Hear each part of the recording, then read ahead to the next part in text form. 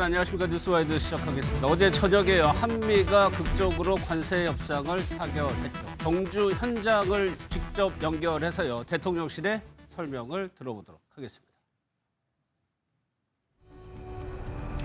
네, 에이펙 정상회의가 열리는 경주에 마련된 MBN 야외 스튜디오에 나와 있습니다. 석 달 동안 교착 상태에 빠졌던 한미 관세 후속 협상이 극적으로 합의를 이뤘습니다. 그 합의 뒷얘기 그리고 곧 있을 한일 정상회담에 대한 전망 대통령실 이규현 홍보소통수석 모시고 직접 얘기 나눠보겠습니다. 예, 수석님 반갑습니다. 네, 반갑습니다. 네, 일단은 결과가 좀 좋아서 네. 대통령실 분위기 지금 굉장히 좋죠? 예, 그렇습니다. 그렇지만 마냥 좋아할 수도 없는 거죠. 네. 그래서 이제 후속도 조치도 해야 되고 그래서 여러 가지 좀 분주한 마음입니다. 네. 당장 그 협상 오전까지만 해도요. 네. 협상 전망이 밝지 않다. 뭐 이런 얘기가 막 들렸어요. 기자실에도 그렇고. 네. 그런데 이렇게 분위기가 급반전된 배경 뭐가 있을까요? 사실 지난 3개월 동안이 쉽지가 않았습니다. 저희가 있는 여기가 경주 보문단지죠. 네. 이쪽에 우리나라에서 가장 큰 것 중 하나인 롤러코스터가 있습니다. 그 롤러코스터 같다고 할 수가 있었어요. 어떤 때는 정점에 올라가서 낙관론이 좀 퍼졌다가 또 며칠 지나지 않으면 또 비관론으로 바뀌고 그야말로 롤러코스터의 연속이었습니다. 근데 이제 이런 거죠. 언론들이 백악관이라든가 또는 다른 쪽에서 취재를 해와서 타결 다 됐다. 뭐 이렇게 얘기할 때는 사실은 비관론이 더 앞섰던 시절이었고요. 또 반대로 이거 비관 다 결렬됐다는데요. 그러면 그때는 사실은 좀 더 낙관론이 앞서 있었을 때였습니다. 그렇게 낙관과 비관이 계속됐고 그래서 석 달 동안 거의 뭐 낙관도 비관도 할 수 없다라는 얘기를 마음속으로 다새기면서 또 언론에서 또 문의가 오면 그렇게 대응했던 것 같습니다. 비근한 예로 바로 타결 전날이었습니다. 전날까지도 조금 비관론이 조금 나오기도 내부적으로. 했습니다. 네. 그렇지만 그날 아침에 그래서 제가 어디에 그 인터뷰 하러 가서 아직도 낙관론과 비관론이 교차하고 있다. 그랬더니 그러더군요. 뭐 결렬됐다는 얘기가 있던데요. 그래서 그건 아니고요. 결렬이 있겠습니까? 회담에서는 이런 관세 협상 같은 거에서는 결렬이란 말을 쓸 수가 없는 거죠. 왜? 계속해야 되는 거니까. 그래서 그런 거는 좀 섣부른 판단이다. 이렇게 이제 제가 얘기를 해 드렸는데 오후가 되면서 두 정상이 만나는 시점이죠. 네. 그때쯤 될 때 가장 중요한 부분. 그것이 합의가 됐습니다. 오늘 새벽에 트럼프 대통령이 어제 이재명 대통령이 모두 발언에서 정상회담 모두 발언에서 그 얘기를 하셨어요. 그 핵추진 잠수함. 네. 근데 그 건조 관련해서 승인하겠다라고 발표를 했어요. 네. 굉장히 빠른 속도의 화답이라고 볼 수 있는데 이 정도로 빠를 거라고 예상을 하셨어요? 사실 어제 그 대통령께서 그 언론에 공개된 모두 발언 보고 네. 저도 깜짝 놀랐습니다. 언론에 공개된 왜 모두 발언에서 핵잠수함 얘기를 꺼내셨을까? 그랬더니 나중에 보니까 대통령의 어떻게 보면 그 계산을 갖고 계셨던 것 같습니다. 요번에 이 문제를 갖다 한번 풀어보자라고 생각해서 던지신 것 같다 생각을 했습니다. 자, 우리가 핵잠수함에 대한 얘기를 좀 해볼 필요가 있는데 이게 처음 나온 게 그전에도 나왔는지 모르겠지만 궁극적으로 불거진 거는 김영삼 대통령 시절이었습니다. 네. 김영삼 대통령 시절에 북핵 위기가 있었어요. 그때 그 북핵 위기가 있을 때 김영삼 대통령이 미국 측에다가 핵잠수함 건조를 승인해달라고 요청을 했습니다. 그런데 미국에서 거절했죠. 그 외에도 참여정부 또 문재인 정부에서도 각각 그 요청을 했는데 미국의 벽을 넘지를 못했습니다. 네. 이번에 극적으로 타결이 된 거죠. 이게 사실상 저희한테 수건 사업이었다 이렇게 봐도 되는 그렇습니다. 거잖아요. 30년이 넘는 수건 사회였습니다. 그렇죠. 근데 이제 중국이 트럼프 대통령이 이제 한화 필리조선소를 콕 집어서 여기서 이제 그 건조를 해라라고 얘기를 했는데 중국이 이 한화 필리조선소를 제재를 하고 있어요. 그러면 왜 굳이 한화 필리조선소를 꼭 집어서 얘기를 했다라고 보시는 거예요? 그거는 미중 관계를 고려하거나 또는 한중 관계를 고려한 얘기라고 생각하지 않습니다. 네. 그거는 뭐냐면은 마스카 프로젝트의 상징이자 본산이 바로 필리조선소였고, 그러니까 당연히 거기서 건조해보면 어떻겠느냐라는 의견이 나올 수밖에 없었다고 생각합니다. 자, 또 하나가 뭐냐면은 우리가 몇 대를 어떻게 건조할 것이냐, 이거는 정해진 게 없지 않습니까? 네. 예, 그래서 이제 필리조선소에서 몇 대를 어떻게 건조할 건지, 또 국내에서 어떻게 할지, 이런 부분들은 아직 정해진 건 없다고 봅니다. 예, 그렇지만 그 미국 대통령이 필리조선소를 갖다 찍어서 얘기한 것은 이게 우리한테도 도움이 되고, 자, 한국한테도 도움이 된다, 이런 것들을 보여주려고 그런 표현을 쓰신 걸로 생각합니다. 이재명 대통령이 미국에 순방을 가셨을 때도 필라델피아에 가서 이 한화조선소를 갔었단 말이에요. 네. 그러니까 그런 것과도 맥락이 같이 이어진다, 이렇게 좀 이해를 해도 그렇습니다. 되는 거겠죠? 예, 그래서 그것이 무슨 한미 간의 한중 간에 뭐 이런 것들을 겨냥했다, 이렇게 보기는 어렵습니다. 네. 그러면 이제 이 관세 협상의 마지막 관문은 결국은 사인을 하는 건데, 서명은 언제쯤 이루어질 걸로 전망하세요? 조만간 될 거라고 생각합니다. 왜 그러냐면은 관세 협상의 경우에는 몇 차례 걸쳐서 협상안이 오갔습니다. 네. 그렇기 때문에 뭐 디테일은 악마는 디테일이 있다고, 그런 부분이 나타날 가능성이 거의 없다고 보여집니다. 이견이 거의 다 조율된 상태이기 때문에 문구 뭐 수정 정도나 이 정도나 남아있기 때문에 네. 충분히 뭐 조만간 이루어질 거라고 생각합니다. 그러니까 사실상의 이견이 거의 없고 네. 합의가 됐다라고 말씀을 주셨는데, 요거 하나 여쭤볼게요. 러트닉 상무장관이 SNS에 뭐 농산물 100% 우리가 개방하기로 했다, 그리고 뭐 반도체는 협상에서 빠져 있는 거다라고 얘기를 했는데, 이거는 사실 그러면 어제 위성락 안보실장과 김용국 정책실장이 했던 설명과는 조금 차이가 있어 보이거든요. 이건 어떻게 설명해 주시겠어요? 저희가 말씀드릴 수 있는 거는 분명합니다. 한국 시장은 미국에 거의 다 개방이 돼 있는 상태입니다. 네. 그래서 이번에 협의 과정에서 뭔가 다른 게 있을 수 있는 거냐? 그건 없다고 봅니다. 또 하나 이제 반도체의 경우에 그런데 반도체의 경우도 어제 말씀드렸다시피 대만과 비슷한 조건, 대만에 보다는 불리하지 않는 조건을 적용하기로 합의를 했습니다. 아시다시피 반도체 같은 경우에는 가장 경쟁국이 대만이죠. 그렇죠. 그래서 대만과 비슷한 정도의 조건을 합의했다는 것, 그거는 우리 반도체 산업의 불확실성을, 네. 또 안개나 또 먹구름을 걷어냈다고 평가할 수가 있습니다. 약 한 2시간 후쯤인가요? 네. 이제 한일 정상회담이 네. 있을 예정인데, 이재명 정부 들어서서 어쨌든 셔틀 외교 복원이 됐습니다. 그런데 이제 이 다카이치 총리가 사실은 강경 보수 성향의 인물로 잘 알려져 있잖아요. 네. 그러면 우리 정부의 이 기조가 잘 유지될 수 있을 걸로 전망을 하세요? 과거에는 저도 그렇다고 얘기를 들었습니다. 그렇지만 지금 현재 한일 양국의 정상은 같은 위치와 같은 방향을 보고 있습니다. 같은 스탠스 위에 올라가서 같은 쪽을 바라보고 있는 거죠. 같은 방향은 어떤 방향을 어떤 말씀하시는 거냐면은 제가 그래서 이제 좀 확인해 보고 왔는데, 네. 이재명 대통령은 신임 일본 총리가 취임할 때 이런 메시지를 주셨습니다. 한일 양국은 앞으로 미래지향적 상생 협력 관계로 간다. 네.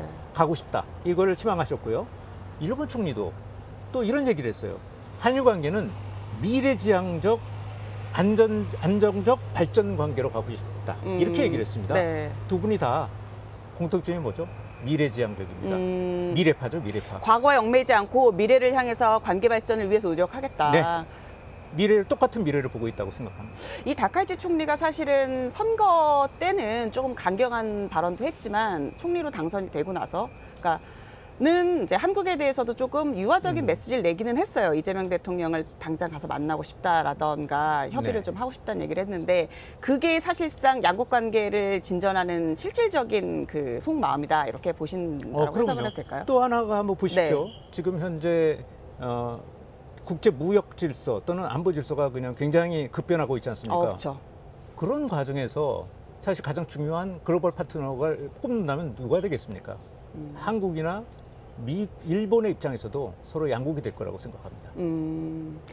저희가 이제 에이펙 정상회담 기간에 또 다른 중요한 이벤트, 대통령의 외교 이벤트를 보면 이제 한중 정상회담이 남아 있습니다. 근데 이제 이 한중 정상회담을 앞두고 이재명 대통령이 어제 한미 정상회담에서 했던 발언 있잖아요. 네. 이 핵 추진 잠수함 발언. 이게 한중 정상회담에 영향을 좀 미칠 것이다. 이런 관측이 나오고 있어요. 물론 뭐 위성락 안보실장이 중국을 겨냥해서 했던 얘기는 아니다라고 이제 좀 뭐 해명이라고 해야 될까요? 설명을 좀 하기는 했는데 어떻게 보세요? 한중 정상회담 시진핑 국가주석은 전혀 신경을 안 쓸 걸로 보시나요? 뭐 지금까지는 중국의 언론이 그렇게 뭐 비판적으로 나오고 있지는 않는 것 같습니다. 그리고 이제 한중 협의 네. 협상에 대해서 굉장히 우호적인 어떤 기사를 내고 있고요. 또 대통령께서 말씀하셨던 거는 자주국방에 대한 얘기입니다. 그러니까 예를 들면 탈냉전 시대에서 우리의 어떤 바다 또 우리 쪽에는 우리가 좀 지켜야 되는데 그 부분을 강조를 하신 거죠. 네. 어제 저는 굉장히 그게 잘 통했다고 생각하는데 대통령께서 뭐냐면은 오해하실지도 모르겠는데 뭐 이런 표현을 쓰시면서 트럼프 대통령한테 뭐라고 얘기했냐면은 이게 핵 무장 잠수함이 아니고 네. 동력을 원자로를 쓰겠다 이런 네. 얘기였다. 그러면서 이제 그거를 설득했습니다. 근데 그게 주요한 것 같아요. 자, 이게 뭐냐면은 저희가 뭐 핵무장을 한다든가 이런 거라면 모르겠는데 그것이 아니고 우리의 영해, 우리의 지역의 안보를 지키기 위해서 필요하다고 얘기를 한 거고요. 그거는 지역의 안보를 떠나서 이 안에 동북아의 질서를 유지하는 데도 또 평화를 유지하는 데도 사실은 도움이 될 거라고 생각하고요. 네. 그래서 주변국들이 충분히 이해할 거라고 생각합니다. 이재명 대통령의 그 발언의 포커스는 항상 뭐 여러 차례 말씀하셨던 자주국방, 네. 국방을 외국이나 다른 곳에 맡기는 거는 옳지 않다. 그렇습니다. 이번에도 보면 알겠지만 안보의 이슈에 대해서는 크게 한미 간의 그 이견이 거의 없었습니다. 처음에도. 그리고 어제도 말씀드린 대통령께서 언급하셨지만 저희의 자주국방을 위해서 국방비를 증액하겠다 네. 이런 표현도 쓰시지 않았습니까? 그래서 이것도 그런 측면에서 자주국방이라는 거, 또 지역의 안보 평화 이런 것들을 위해서 필요하다. 네. 이렇게 얘기하셨다고 네. 이해하시면 좋을 것 같습니다. 지금 저희가 한중 관계가 사드 배치 이후에 많이 악화가 됐어요. 그래서 이번 이재명 대통령의 역할, 책임이라는 게 이 관계 개선에 상당히 방점이 찍혀야 되는 상황인데 정상회담 때 어떤 점에 좀 주안점을 두고 어떤 의제가 다뤄질까요? 이제 한중 관계가 전 정부 때 최악으로 가지 않았습니까? 사실은 인적, 문화적 교류가 다 끊길 정도로 최악으로 갔습니다. 일단 인전 그런 인적, 문화적인 교류 이 네. 부분들이 좀 복원될 수 있을 거라고 생각을 하고요. 또 하나는 전 정치적인 어떤 신뢰 네. 이런 것들이 서로 복원되는 어떤 그런 과정이 될 거라고 생각을 합니다. 이와 함께 두 지도자가 한국과 중국의 지도자 두 사람이 쭉 강조하는 게 민생을 강조를 하고 있습니다. 네. 민생을. 그래서 민생 경제의 부분에서 어느 정도의 상당한 진전이 있을 거라고 생각합니다. 또 예를 들면은 한중 간에는 FTA가 있죠. 그걸 좀 더 강화한다든가 또는 시토리 문제라든가 네. 뭐 이런 문제들이 의제로 나오지 않을까라는 생각을 합니다. 이 아울러 저희는 아마 그 북한의 비핵화에 좀 중국이 역할을 좀 해달라 네. 이런 요청도 하실 것 같습니다. 네, 수석님 오늘 말씀 감사합니다. 네, 네. 감사합니다. 네, 남은 기간 MBN 야외 스튜디오에서는 에이펙 정상회담 소식에 대해서 실시간으로 전해드리도록 하겠습니다. 네, 경주 연결해서요. 한미, 한중, 한일 정상회담의 분석과 전망까지 들어봤습니다. 그러면 잠시 전에 끝난 미중 정상회담도 살펴보도록 하겠습니다. 먼저 영상을 좀 보겠습니다.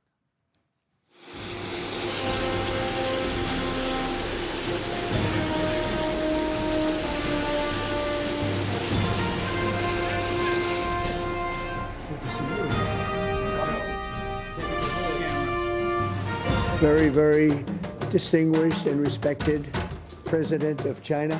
I think we've already agreed to a lot of things, and we'll agree to some more right now. And it is normal for the two leading economies of the world to have frictions now and then. should stay the right course and ensure the steady sailing forward of the giant ship of China-US relations. I always believe China's development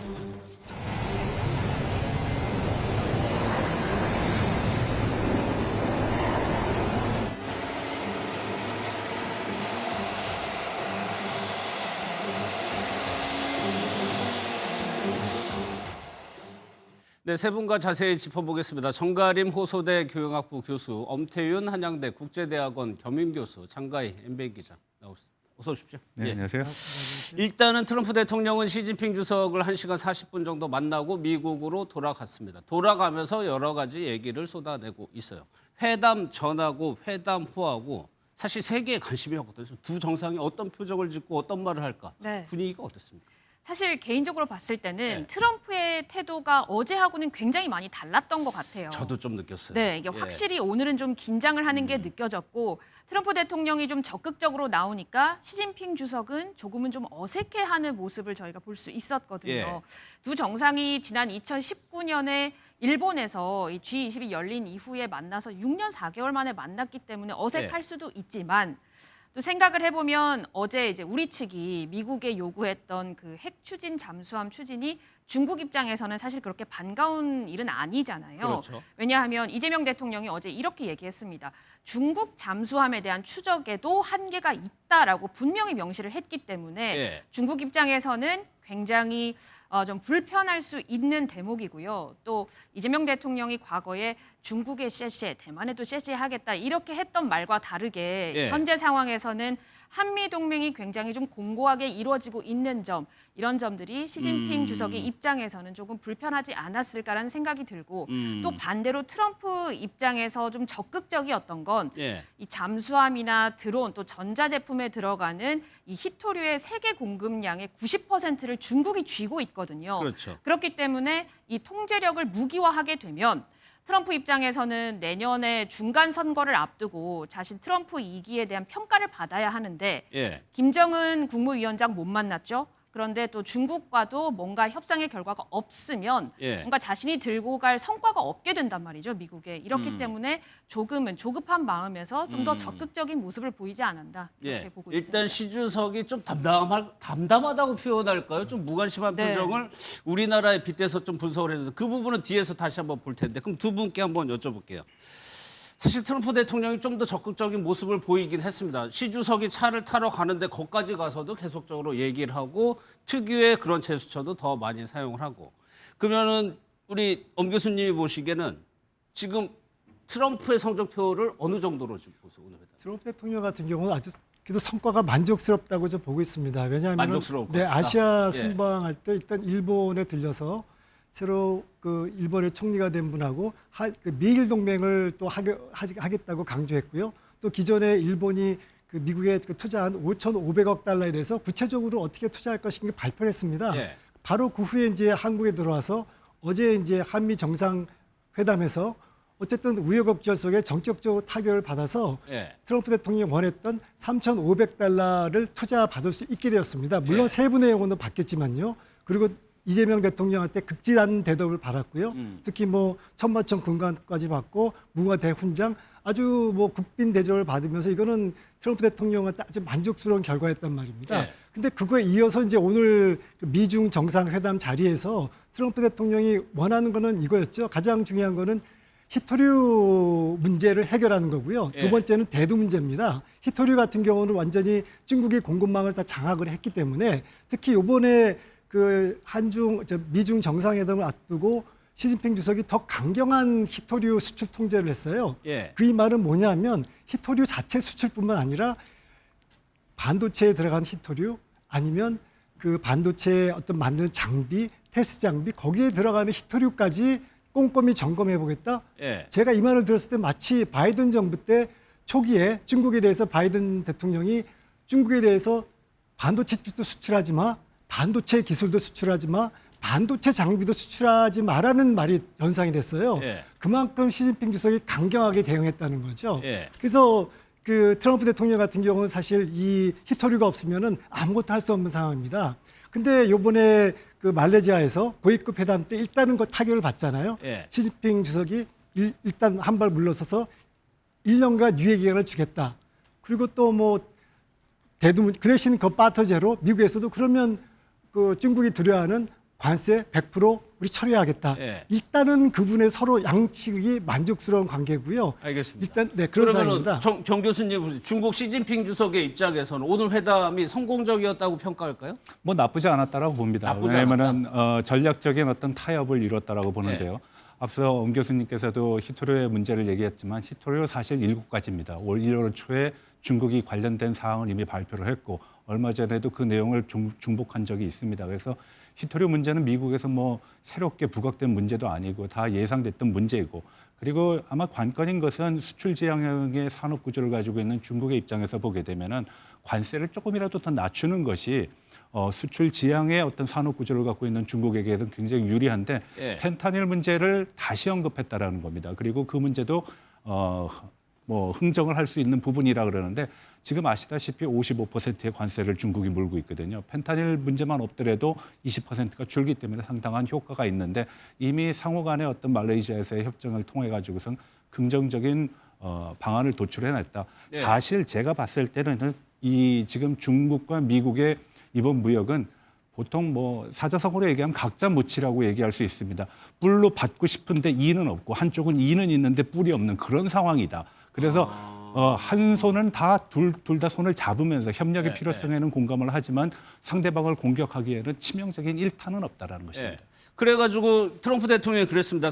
내년 4월에 중국에 가겠다. 그렇게 되면은 시진핑 주석이 워싱턴이나 플로리다에 답박을 할 거라고 했어. 그러면 정 교수님, 그때까지는 일단 미중이 휴전을 하겠다는 겁니까? 아니면은 더 뭔가가 변수가 튀어나올 수 있을까요? 제가 앞서 말씀드렸던 전략적인 타협이라는 것은 바로 시간을 두고 상대방이 주력을 해가지고선 지금의 문제를 서로 해결하겠다는 겁니다. 미국은 히토류의 문제. 그래서 잘 아시다시피 뭐 리얼얼스라든지 아니면 MP 머티리얼 같은 회사에 대한 국가의 적극적인 지원 같은 것이 지금 이루어지고 있고요. 그리고 중국에서는 AI 반도체 칩에 대한 어떤 개발을 얘기하고 있긴 하지만 많은 중국 기업들이 지금 중국에서 개발된 그런 GPU 같은 걸로는 미국의 지금 AI를 따라갈 수 없는 상황이라는 걸 서로 인정하고 있는 것입니다. 그래서 그런 양자 간의 어떤 시간을 벌기 위한 조치로서 이번에 어느 정도의 타협을 이뤘다.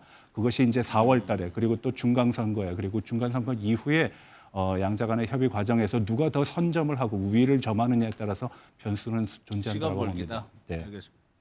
지금 뭐 시진핑 주석이 했던 말들은 지금 언론을 통해서 속보로 나오고 있는데 이미 트럼프 대통령은 많은 얘기들을 했습니다. 또 하나 김정은 위원장 안 만나고 갔죠. 그 부분에 대해서도 설명을 한 게 있는데 한번 들어보겠습니다. We never were able to talk because look, I was so busy. I'd come back with respect to Kim Jong-un. I'd come back. I had a great relationship with Kim Jong-un. I think if I didn't get elected, you would have had. If Hillary Clinton came in at the time, who he doesn't like too many people other than me. If you want to know the truth, I think he would have had a big war. Could have been a very bad war too. 트럼프 대통령이 참 이례적으로 지금 저것만 제 기억에 한 4번 언급한 거거든요. 김정은 위원장과 북한은 또 오겠다고 그랬어요. 김정은 네. 위원장 만나겠다고. 왜 어떤 목적이 있다고 보세요? 기본적으로 트럼프 대통령은 트럼프 1기 때 김정은 위원장을 3차례 만난 적이 있고요. 네. 물론 그때 비핵화가 실패했지만 그 후로부터 계속적인 친구 관계를 유지하고 있다고 자랑해 왔습니다.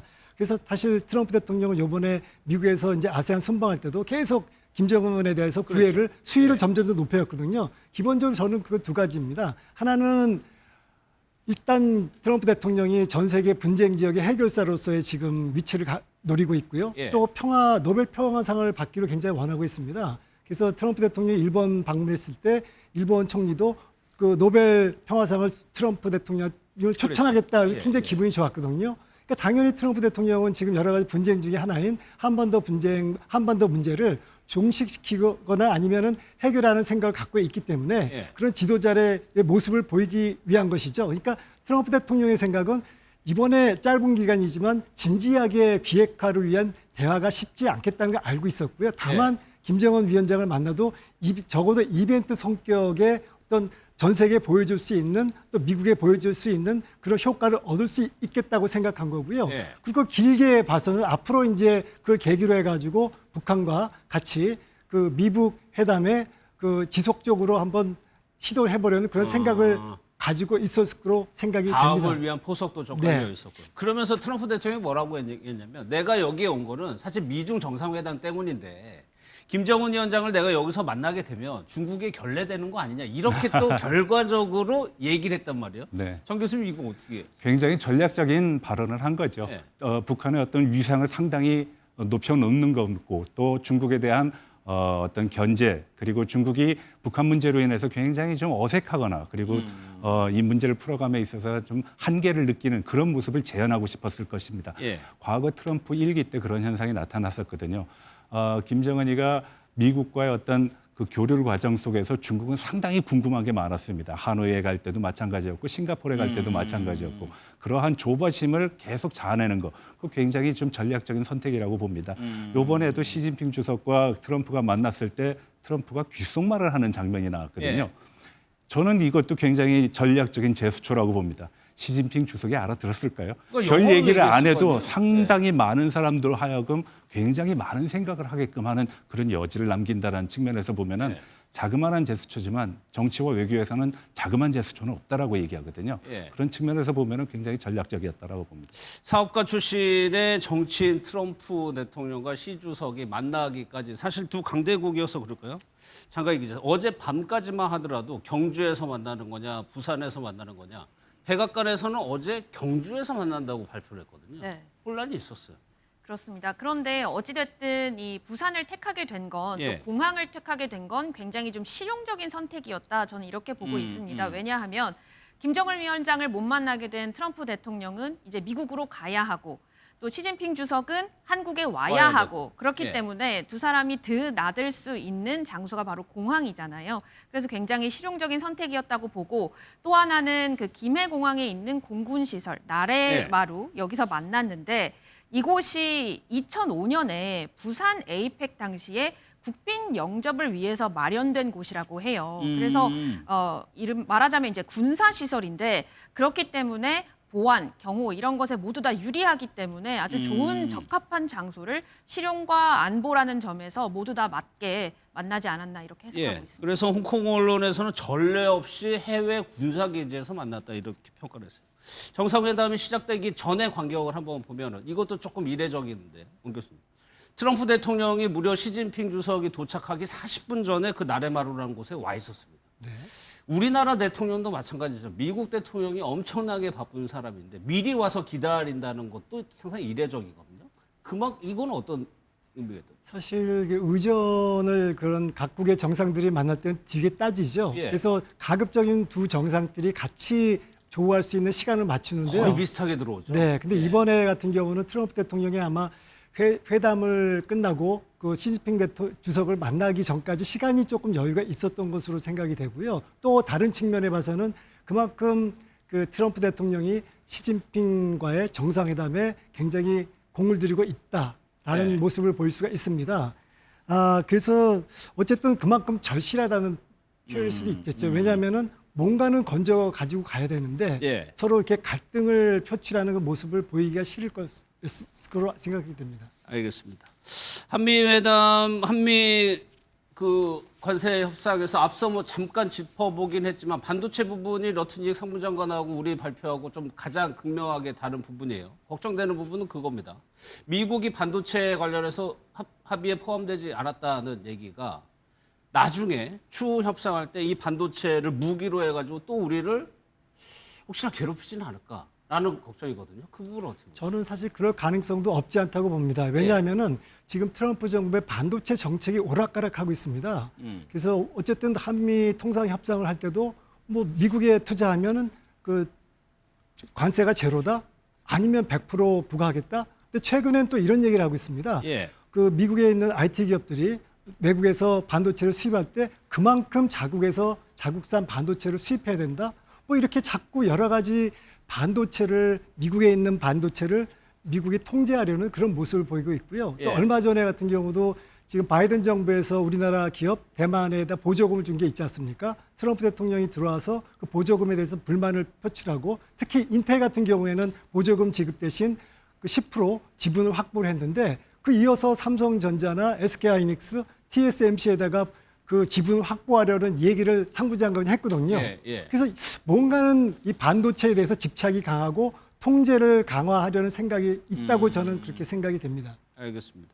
또 하나 장가희 기자가 이제 초반에 언급을 잠깐 했습니다. 핵 추진 잠수함 건조 관련해서 한번 살펴볼 텐데 이거는요 이재명 대통령 얘기를 한번 직접 다시 들어보겠습니다. 핵 추진 잠수함의 연료를 우리가 공급받을 수 있도록 대통령께서 결단을 좀 해주시면 좋겠습니다. 우리가 핵무기를 적재한 잠수함을 만들겠다는 게 아니고 디젤 잠수함이 잠항 능력이 떨어지기 때문에 북한이나 아니면 중국 쪽 이 잠수함들 추적 활동에 제한이 있습니다. 그래서 가능하다면 연료 공급을 허용을 해주시면 저희가 저희 기술로 재래식 무기를 탑재한 잠수함을 여러 척 건조해서 우리 한반도 동해 서해에 해역 방어 활동을 하면 미군의 부담도 상당히 많이 줄어들 수 있을 것이다 라는 생각이 듭니다.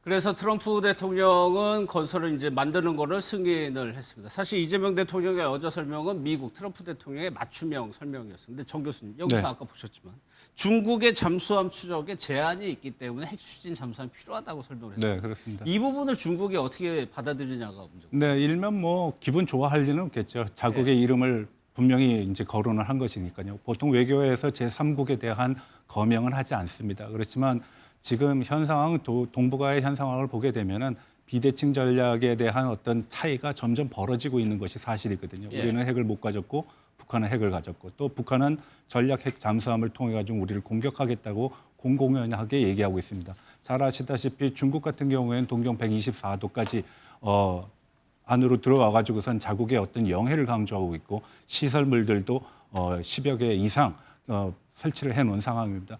어떤 면에서 보면 우리의 안보적인 측면에서는 굉장히 고려해야 할 요소가 많은데 그중에 우리가 선택할 수 있는 거는 재래식 무기를 탑재한 잠수함 그리고 그 동력은 핵으로 운영되는 것이 아무래도 작전이라든지 전략적 측면에서 굉장히 유리하다고 판단돼서 이재명 대통령께서 얘기를 하신 것 같은데 저는 그 언급 자체는 무리가 없다라고 봅니다. 예. 또 현상적으로도 사실을 언급한 것이고요.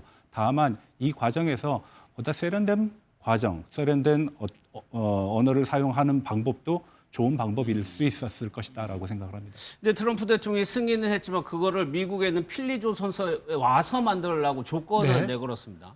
여러 가지 추가적인 비용이 들 수도 있고 보안 문제도 기술 문제도 뭐 여러 가지 있을 때 그럼에도 불구하고 네. 필리조선소 가서 우리가 이 핵 추진 잠수함을 만들어서 오는 게 우리한테 유리한 겁니다. 저는 굉장히 이거는 긍정적이고 우리한테 유리하다고 봅니다. 왜냐하면은 이 핵 연료 그 잠수함은 우리의 수건 사업입니다. 역대 정권에서 그걸 계속 시도를 했다가 여러 가지 대외 사정에서 무산이 됐고 예. 또 최근에는 북한이 핵 잠수함을 건조를 하고 특히 러시아하고 어떤 그 군사적으로 혈맹 관계를 맺고 있기 때문에 우리한테는 굉장히 위협이 가속이 되고 있습니다. 우리한테는 굉장히 절실한 문제인데 이렇게 생각하는 겁니다. 트럼프 대통령은 모든 것을 미국의 제조업을 회생하기 위해서는 많은 외국 기업들이 미국에 와서 거기다 건설하고 거기서 생산하라. 예. 물론 이런 선박이 건설하고 생산하는 건 아니지만 핵잠수함을 거기다가 직접 가서 우리 기술로 우리가 건설한다는 거 굉장히 의미가 있고요. 그리고 또 그걸 다시 우리가 갖고 온다는 거는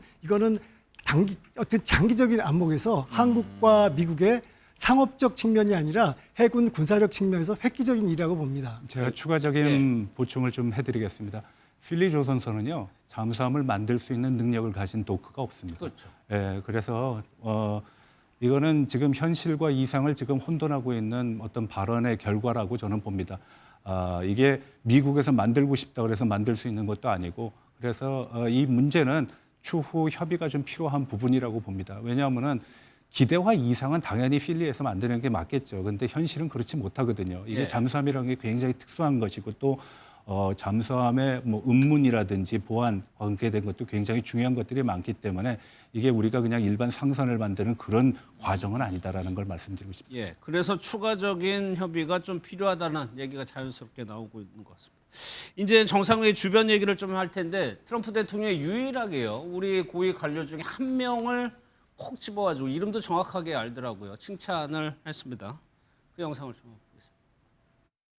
And your career's Minister of Trade, Industry and Resources, Mr. Jung Kwan Kim, who's an incredible man, actually. My people say he's very tough, however. We wish we had somebody of a little bit lesser caliber, but they decided not to do that.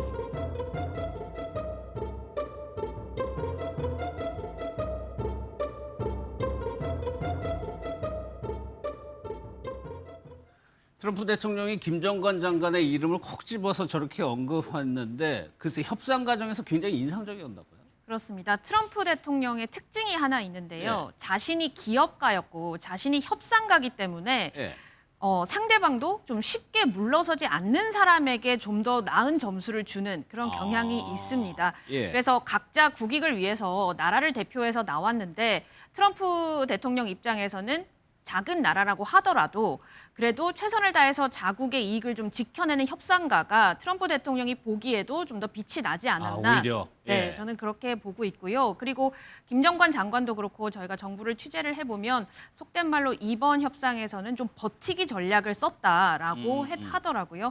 내년에 이제 아까 말씀드렸듯이 미국에서 중간 선거를 앞두고 트럼프 2기에 대한 평가가 앞두고 있기 때문에 아쉬운 건 트럼프다라는 생각을 갖고 에이펙 안에 합의가 안 돼도 우리는 일단 버텨서 우리가 원하는 것을 얻어낸다는 전략이었는데 그걸 아마 김정관 장관이 좀 잘 관철을 시켰던 게 아닌가 이렇게 보고 있습니다. 그래서 터프한 협상가라고 표현했죠. 시진핑 주석에 대해서 비슷한 표현을 할 정도로 인상적이었던 것 같습니다. 트럼프 대통령. 그러면 교수님이 보시기에 우리가 트럼프 대통령 뭐 모든 나라가 마찬가지입니다. 그 환을 찾기 위해서 여러 가지 극진한 대접을 하거든요. 여러 가지를 준비했었어요, 우리나라가. 뭐가 가장 트럼프 대통령의 마음에 쏙 들었어요? 일단 트럼프 대통령 금을 굉장히 좋아하고요. 그래서 우리 이재명 대통령이 이번에도 그 경주 천마총 그거는 사실 세계적으로 천마총 금관이요. 세계적으로 굉장한 거고요. 특히 최근에 재밌다고 표현하기는 그렇지만 미국에서 노킹스라는 시위가 전국적으로 벌어지고 있지 않습니까? 그래서 트럼프 대통령을 빗대어서 이렇게 얘기하는데 거기에 대해서 트럼프 대통령 나는 킹이 아니다, 나는 왕이 아니라고 얘기하고 있거든요. 그래서 어쨌든 그럼에도 불구하고 최근에 우리 정부에서 이렇게 극진하게 그 천마총 금관을 선물했고 또 무궁화 대훈장 그건 사실 미국 대통령 처음인 이례적인 일이거든요. 거기다가 그 시가로 한 1억 3천만 원짜리 그러니까 그런 거 하나하나가 굉장히 섬세하게 트럼프 대통령의 마음을 휘어잡았다고 생각합니다. 공을 들이면은 어쨌든 트럼프 대통령도 거기에 대한 보답을 한 것으로 제가 생각이 듭니다. 트럼프 대통령이 이제 우리 정상회담에 오찬을 겸하는 거였어요. 점심을 먹고 이제 호텔로 갔단 말이에요. 그런데 곧바로 이후에 만찬도 예정돼 있었는데 곧바로 또 룸서비스를 주문했다면서요. 치즈버거를 주문을 했다고 합니다. 치즈버거. 네. 이 아메리칸 치즈를 거기다 좀 더 추가를 하고요. 케첩도 좀 많이 달라 이렇게 요청을 했다고 해요. 네, 이 호텔 직원의 말에 따르면 트럼프 대통령이 콜라는 안 시키고 치즈버거와 프렌치 프라이를 케첩 없이 다 먹었다라고 설명을 했는데 아주 만족스러워했다 이렇게 전했습니다. 그런데 콜라가 없으면 사실 목이 막히잖아요. 저도 그게 좀 의문이에요. 네, 그래서 왜 콜라를 따로 안 시켰나 그래서 살펴보니까 트럼프 대통령은 미국에서 자신이 항상 먹는 다이어트 콜라를 아예 공수를 해왔다고 합니다. 네, 그래서 자신이 먹을 콜라는 이미 공수를 미국에서 해왔기 때문에 우리나라에 있는 콜라는 먹지 않고 미국에서 만든 미국산 콜라를 가지고 온 거죠. 그 트럼프는 일기 재임 때는요, 백악관 내 집무실 전용 책상에 이 버튼만 누르면 콜라가 이제 나오게 되는 그런 거를 설치를 했을 정도고 또 최근에는 이 코카콜라에 미국에서 생산하는 사탕수수를 여기다가 좀 넣으면 안 되겠느냐. 그러면은 자신의 지지층한테 좀 소구도 할 수 있고 그렇기 때문에 미국에서 생산하는 콜라에 사탕수수를 미국에서 나오는 이 사탕수수를 좀 넣어라라고 예. 요구를 할 만큼 이 콜라에 대한 애정이 굉장히 강한데요. 특히나 제로 콜라만 먹는다고 합니다. 그게 맛이 다른가 보군요. 그런데 지금 사진에 나오고 있는데 네. 이제 건배한단 말이에요. 그래서 샴페인 또 우리가 특별하게 준비를 했어요. 그런데 마시는 것 같은 보이지만 실제로는 안 마시고 그렇죠. 저것만 마신 거죠. 네, 동그라미 신 거. 네, 콜라만 마셨는데 사실 트럼프는 술을 마시지 않습니다. 예. 트럼프는요, 이 자신의 아들, 왜 키가 큰 그 베런이라는 아들이 있잖아요. 그 아들이 어릴 때 뭐라고 했냐면 노 알콜, 노 드러그, 그리고 노 타투 이렇게 얘기하는 게 영상이 있을 정도예요. 술 마시면 안 되고 문신하면 안 되고 약물 안 되고. 약물을 안 되고 또 나는 너에게 A만 원한다. 항상 A 플러스의 행동을 해라라고 이렇게 요구를 할 만큼 굉장히 좀 절제를 하는데 자신도 그만큼 술을 마시지 않고 담배 피지 않고 절제를 하는 모습을 보이고 있습니다. 그래서 우리 쪽에서 트럼프가 술을 안 마시니까 트럼프를 좀 배려하는 차원에서 트럼프가 술은 마시지 않지만 트럼프가 과거에 인수했던 이 와이너리의 와인을 만찬에 그렇죠. 깔아준 겁니다. 예. 이 와이너리는요. 트럼프가 예전에 인수하긴 했지만 지금은 둘째 아들이 이 와이너리를 운영을 하고 있거든요. 그래서 이 와인을 깔아주면서 트럼프의 마음을 오히려 헤아려 준 거다. 이렇게 해석할 수 있을 것 같습니다. 시진핑 주석 관련해서는 워낙 이게 베일에 쌓여서 정보가 안 나오는데 이거 하나만 정가림 교수님. 네. 그 호텔 묵는 숙소가 있을 거 아니에요. 그런데 네. 거기에 가림막을 쳤다고 해요. 시진핑 네. 주석이 몇 시에 오는지 어디로 가는지 다 보안이거든요. 이게 그건 중국 당연히- 지도자의 특징입니까? 그건 당연한 사실입니다. 예. 왜냐하면은 뭐 우리가 예전에 한번 기억을 하실지 모르겠는데 김정은이가 하노이 갈 때 담배를 피는데 재털이 김여정에 들고 와가지고서 쟤를 걷다가 털지 않습니까? 그 생물학 그 코드와 관련된 정보는 누출하지 않는 게 기본입니다. 예, 그래서 그건 충분히 이해할 만하다. 다만 이번에 시진핑이 왔을 때 굉장히 긴장한 듯한 모습을 보인 거는 아마 트럼프 일기 때 말하라고 했었던 트라우마가 재현될까봐 거기에 대한 상당히 경계감, 조심 뭐 이런 것들이 나타난 것 같습니다. 알겠습니다. 또 하나 지금 회자되는 소식이 K-뷰티라고 해가지고 외국에서 굉장히 관심이 많죠. 근데 이게 뭐 홍보를 그래가지고 열심히 하는데 실질적으로 자연스럽게 홍보되는 일이 있었어요. 그렇습니다. 이 캐롤라인 레빗이라고 예. 트럼프 대통령의 공식 수행원으로 이제 대변인인데요. 에이펙 기간 동안 이제 한국에 머물고 있습니다. 그런데 이 레빗 대변인이 어제 자신의 SNS에다가 마스크팩, 클렌징 오일, 그리고 에센스 등 이 한국 화장품 13개를 한데 모아서요. 이 예. 사진과 함께 한국 스킨케어 제품 발견 이렇게 저기 위에다가 썼더라고요. 이제 캐롤라인 레빗이라는 이 대변인은 97년생입니다. 한국 나이로 29살인데 예. 지난해 역대 최연소 나이로 백악관 대변인에 임명돼서 굉장히 화제가 된 인물이거든요. 예. 그런데 이 캐롤라인 레빗 대변인이 또 트럼프하고 성격이 좀 비슷해요. 그래서 네. 굉장히 좀 직설적인 언어를 사용을 하는 편인데 예. 최근에 한 기자가 이 대변인에게 트럼프하고 푸틴하고 회동을 하는데 이 장소 누가 정했냐 이렇게 물어봤어요. 그랬더니 이 대변인이 너희 엄마가 라고 얘기를 할 정도로 굉장히 실제로요? 실제로 그렇게 얘기를 했습니다. 굉장히 무례한 언어를 사용을 합니다. 그런데 왜 그러냐면 이 레빗 대변인 입장에서는 이 질문을 한 기자가 좀 자신들의 성향과 굉장히 반대된다고 아주 민주당 성향의 기자기 때문에 당신은 좌파 글쟁이야라고 비난까지 하고요. 이 정도로 굉장히 좀 트럼프하고 그냥 직설적인 언어를 쓰는 예. 대변인으로 알려져 있습니다. 마지막으로 한 명 사실 뭐 정상 지도자는 아닌데 되게 관심이 많은 사람 젠슨 왕 엔비디아 회장이거든요. 우리나라 재계 초수들하고 만나긴 만났는데 그 장사고 좀 특이합니다. 그렇습니다. 이 장소가 바로 이 업체명을 언급을 해도 될까요? 뭐죠? 업체명이 있는데요. 예. 이 업체명을 언급을 안 할 수가 없어요. 깐부 치킨이라는 곳인데 예. 이 깐부가요.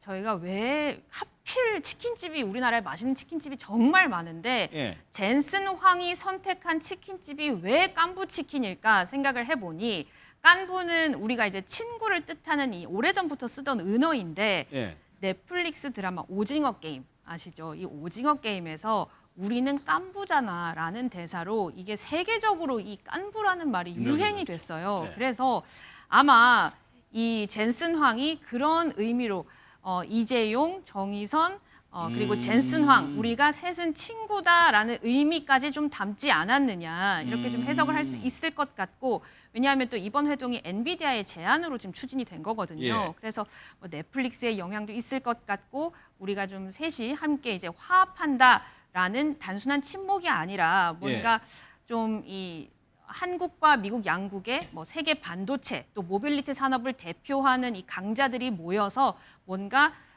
좀 밀착한다 이런 점을 좀 그러네요. 강조하고 싶지 않았나라고 보이고요. 또 실제 젠슨 황은 한국이 기뻐할 만한 발표가 있을 것이다라고도 라고 어제 했죠. 언급을 했습니다. 예, 알겠습니다. 세 분과는 여기서 정리를 하고요. 이제 정치권 특검 소식으로 넘어가도록 하겠습니다. 증인의 생각이나 해석 이런 걸 다 빼고 오로지 들은 얘기 아직 국회 내에 의결 정석수가 안 채워진 것 같다. 맞습니다. 정확합니까? 예. 기억나는 대로만 말하라면 그걸 빨리 국회 문을 부수고 들어가서 예. 그다음에 그 안에 있는 인원들을 밖으로 끄집어내라. 인원이라 그랬어요. 그렇습니다. 들은 얘기가 국회의원을 끄집어내라 이랬습니까? 안에 있는 인원을 끄집어내라 이랬습니다. 인원이라고 얘기했다고 하는데 저는 그냥 사람이라는 이런 표현을 놔두고 또 의원이면 의원이지 인원이라는 말을 저는 써본 적이 없습니다. 이제 불필요한 인원을 통제한다는 목적으로 약 15명, 20명이 안 되는 인원이 들어갔고 그 7층 건물 안에도 굉장히 많은 인원이 있다는 것을 네, 성치훈 전 더불어민주당 정책위 부의장, 김철현 전 국회정책연구위원과 살펴보도록 하겠습니다. 어서 오십시오. 예. 저희가 헌법재판소 심리 영상을 보여드린 일부가 있습니다. 오늘 내란 재판이 있었는데 무려 윤 전 대통령은 16번이나 불참을 해왔죠. 계속 안 나올 줄 알았는데 오늘 출석을 했습니다. 여기 보면요. 흰 셔츠 요런 차림으로 출석을 한 것 같아요. 그리고 특이한 점은 한 손에 서류 봉투를 들고 출석을 했다는 겁니다. 그 전에는 이렇게 나올 때 그냥 나왔었거든요. 그런데 무언가 준비한 듯한 모습으로 출석을 했어요. 먼저요. 16번이나 안 나오고 있다가 오늘 나온 이유가 분명히 있을 겁니다. 아무래도 곽종근 전 사령관의 증언이 윤석열 전 대통령이 내란 재판에서 결정적 증거로 활용될 가능성이 매우 높기 때문이겠죠. 예. 명령을 내렸다 끌어집어내라라고 명령을 내린 것은 사실상 이 내란 혐의의 아주 결정적 증거가 될 수 있거든요. 예. 윤석열 전 대통령은 부인하고 있습니다만 곽종근 전 사령관의 이 증언은 우리가 그때 그 탄핵 재판에서 헌법재판소에서 판결을 할 때 다양한 증언들이 나왔던 걸 이미 들었던 그렇죠. 것만큼 예. 곽종근 전 사령관의 그 부하들이 많이 다 그런 걸 들었거든요. 그러니까 곽종근 전 사령관 혼자서 이야기하는 것이 아니라 곽종근 전 사령관과 함께 일했던 그 부하들이 증언이 이미 뒷받침되고 있기 때문에 윤석열 전 대통령의 입장에서는 결정적인 이 본인과 함께했던 군인들, 김용현 전 장관이나 뭐 여인영 전 방첩차장관이나 이런 사람들은 다 본인에게 좀 유리한 답변들을 해줬는데 딱 한 명. 뭐 국정원까지 가면 홍장원 전 차장까지 있겠죠. 이 두 명의 결정적 증언이 사실 윤석열 전 대통령의 탄핵 심판에 아주 결정적 모멘텀이 됐다라는 평가들이 많기 때문에 그거에 대해서는 좀 직접 반박을 하려 나온 것 같습니다. 말씀하신 것처럼 서류를 들고 나온 것도 이전에 최근에 나왔을 때도 사실상 나와서 진술 거부권 행사했거든요. 그러니까 별로 얘기를 안 하고 있다가 오늘은 아마 준비된 답변을 하기 위해서 뭐 자료나 이런 것들을 준비해서 나온 걸로 보여집니다. 사실 내란 재판은 중계가 되죠. 근데 아직까지는 영상이 들어오지는 않고 있는 것 같아요. 이런 모습이었다고 합니다. 흰머리가 더 늘고 수척해진 모습. 이때보다 더 이렇다는 얘기예요. 그러니까 곽종근 전 사령관의 진술을 여기에는 유독 예민하게 지금 반응을 하고 있는데 그런데 또 생각해 보면 그 전에 윤 전 대통령 측에서는 이게 정치적인 재판이기 때문에 안 나온다고 했었거든요. 그렇습니다. 그럼 왜 나왔어요? 그러니까 제가 볼 때 아마 윤석열 전 대통령 입장에서 볼 때는 이번 재판이 그냥 답정너 그러니까 어느 정도 유죄 판결을 어느 정도 예정하고 진행되는 재판이다. 그렇기 때문에 아마 정치 재판이라는 얘기를 하고 싶어 하는 것 같고요.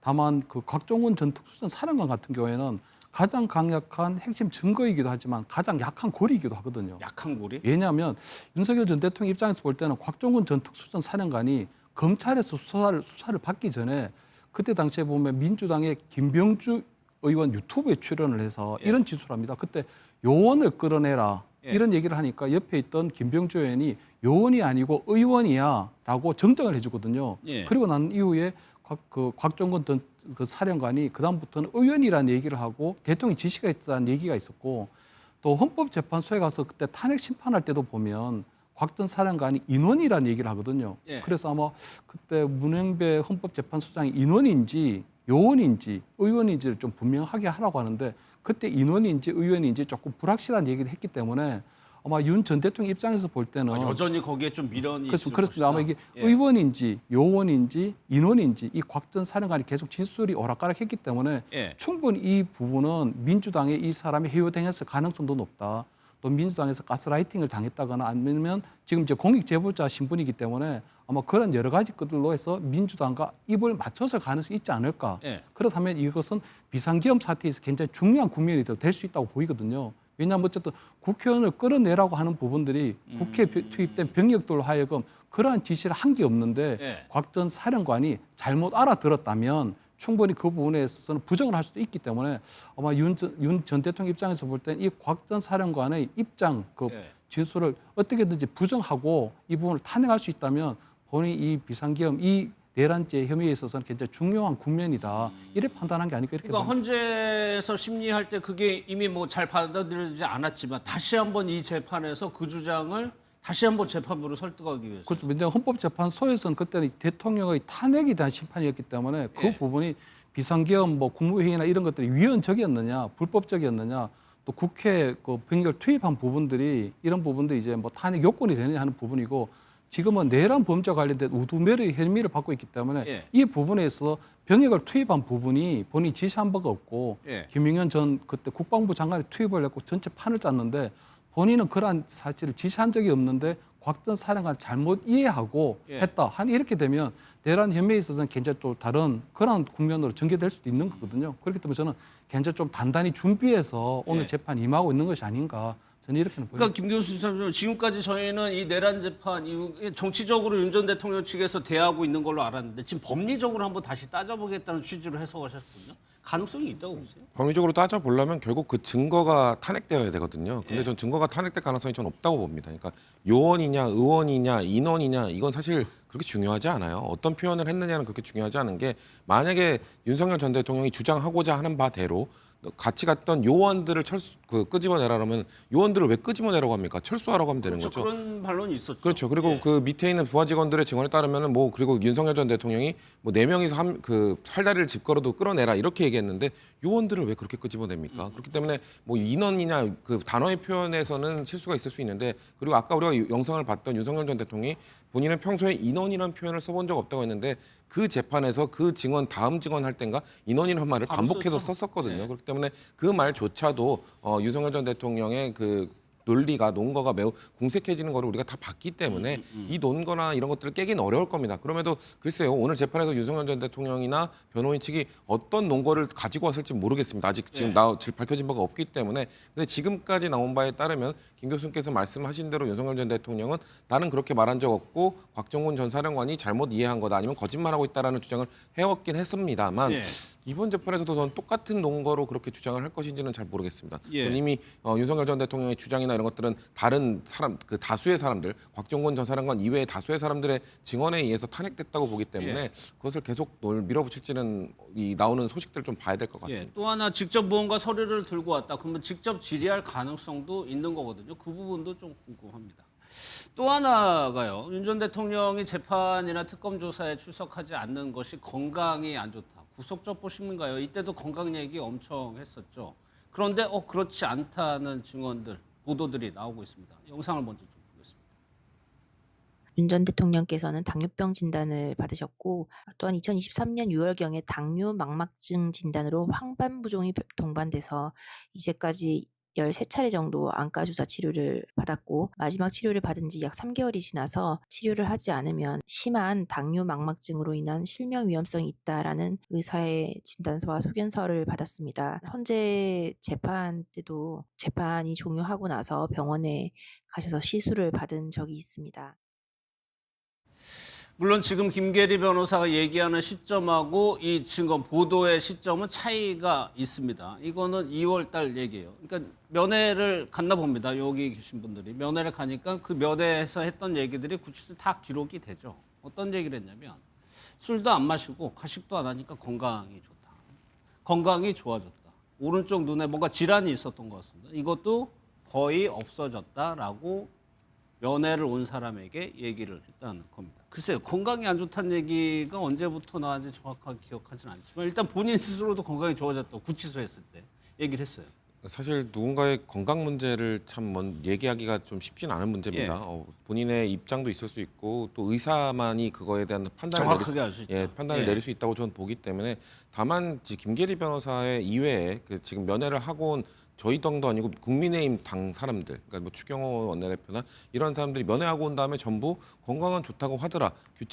규칙적인 생활 그리고 술을 좋아했던 윤석열 전 대통령이 술을 끊을 수밖에 없는 상황이고 규칙적인 식사와 규칙적인 수면 이걸 취하고 있는 상황이기 때문에 그렇게 되면 사실 건강은 웬만하면 일반적으로 다 좋아지거든요. 예. 저도 사실 군대를 갔을 때 군대 훈련소에서 술도 못 먹고 규칙적 생활할 때 모든 사람들이 건강이 회복되는 그런 경우를 봤기 때문에 물론 그게 모든 케이스는 아닐 수 있습니다. 그래서 제가 누군가의 건강 문제를 뭐 이런 일반화시키기는 어렵기 때문에 예. 그렇기 때문에 윤석열 전 대통령이 지금 건강해 보인다라고 말하는 것도 참 어렵습니다만 예. 일반적 국민들이 느낄 때는 일단 뭐 수척해졌다고는 하지만 일단 체중이 많이 감소하신 것 같고 과체중인 분이 체소를 많이 감소했으면 저는 건강 문제가 그렇게 그래도 전 호전됐을 가능성이 높다고 봅니다만 이 문제는 우리가 이렇게 이야기한 보다 지금까지 의사들이 제가 알기로는 그 윤석열 대통령이 본인이 이 불구속 신청이나 이런 것들을 했을 때마다 의사들의 판단을 법원은 받거든요. 예. 의사들의 자료를 받고 판단하기 때문에 제가 알기로는 그 당시마다 의사들이 뭔가 지금 구속 상태에 있는 것이 그렇게 큰 문제는 되지 않는다라는 소견을 밝힌 걸로 알고 있기 때문에 예.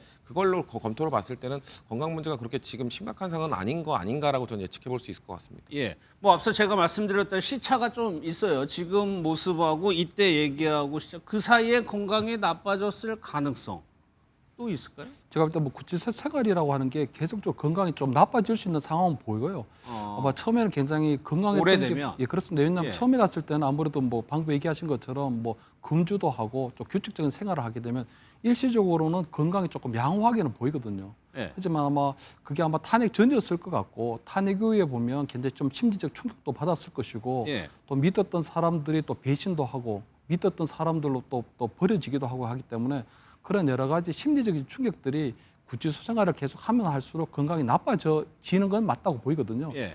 다만 아마 구치소 내에서도 상당한 뭐 충분한 의료 조치나 이런 것들을 하고 있기 때문에 아마 김계리 변호사가 얘기하는 것처럼 아주 굉장히 극단적인 그런 건강 악화가 이루어지지는 않을 걸로 보이지만 어쨌든 뭐 이 윤석열 전 대통령이 그래도 대통령직에 있다가 예. 갑자기 이제 구치소 이제 그런 신분으로 떨어졌기 때문에 재소자 신분으로 떨어졌기 때문에 어느 정도 건강이 좀 나빠질 것이라는 것은 알 수 있는 게 아마 지금도 국회에서 활동하고 계신 그 국회의원들 중에도 보면 과거에 구금 생활했던 분들 많이 있거든요. 구치소 생활했던 분들, 교도소 생활했던 분들도 있는데 그분들도 대부분 구치소 생활이라든가 교도소 생활을 하시고 난 다음에 다 건강이 나빠지시더라고요, 보니까. 그렇기 때문에 아무래도 고위직에 있거나 이런 권력자의 유력 정치인이었던 분들은 아무래도 여러 가지 부정행위라든가 이런 때문에 가게 되면 그런 부분도 있었다고 보이고요.